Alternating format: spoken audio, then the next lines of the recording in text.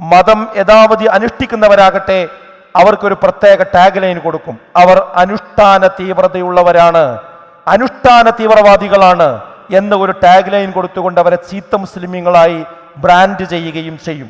അപ്പോൾ എന്ത് സംഭവിക്കുന്നു എന്ന് ചോദിച്ചാൽ, ഇരകളിൽ നിന്ന് തന്നെ വേട്ടക്കാരുണ്ടാകുന്നു എന്നതാണ് ഇവിടെ സംഭവിക്കുന്നത്.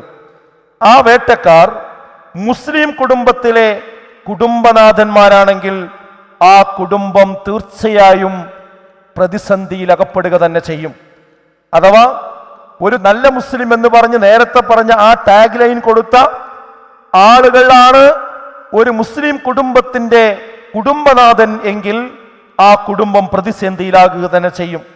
ആ വേട്ടക്കാർ മഹലിന്റെ നേതൃത്വത്തിൽ വന്നാൽ തീർച്ചയായും ആ മഹല് കുട്ടിച്ചോറാവുക തന്നെ ചെയ്യും. ആ വേട്ടക്കാർ മുസ്ലിം സ്ഥാപനങ്ങളുടെ അമരത്താണ് ഇരിക്കുന്നത് എങ്കിൽ ആ സ്ഥാപനത്തിൽ ഇസ്ലാമിക സംസ്കാരം അന്യമാകുമെന്നത് പ്രത്യേകം പറയേണ്ടതില്ല.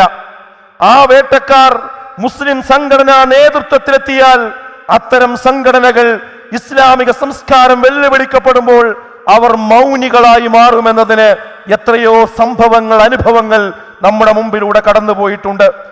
ആ വേട്ടക്കാർ മുസ്ലിം പത്രമാധ്യമങ്ങളുടെ നയരൂപീകരണത്തിന് പ്രധാനികളായി മാറുമ്പോൾ അത്തരം മാധ്യമ പ്ലാറ്റ്ഫോമുകൾ ഇസ്ലാമിക സംസ്കാരത്തെ വളഞ്ഞിട്ട് പല ഭാഗത്തു നിന്നും ആക്രമിക്കുമ്പോൾ അതിൻ്റെ കുഴലൂത്തുകാരായി അവർ മാറുന്ന സന്ദർഭങ്ങളാണ് പലപ്പോഴും നമ്മൾ കണ്ടിട്ടുള്ളത്.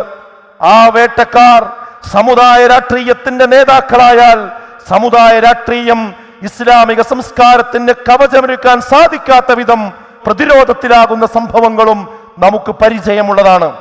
ഇന്ന് നമ്മുടെ അവകാശ പോരാട്ടങ്ങൾ ലക്ഷ്യം കാണാതെ പോകുന്നതിൽ സമുദായത്തിനുള്ളിൽ തന്നെ ഇസ്ലാമിക സംസ്കാരം ചവിട്ടി അരക്കുന്നത് കൊണ്ടാണ് എന്ന കാര്യം നാം മനസ്സിലാക്കാൻ ഇനിയും വൈകുവാൻ പാടില്ല.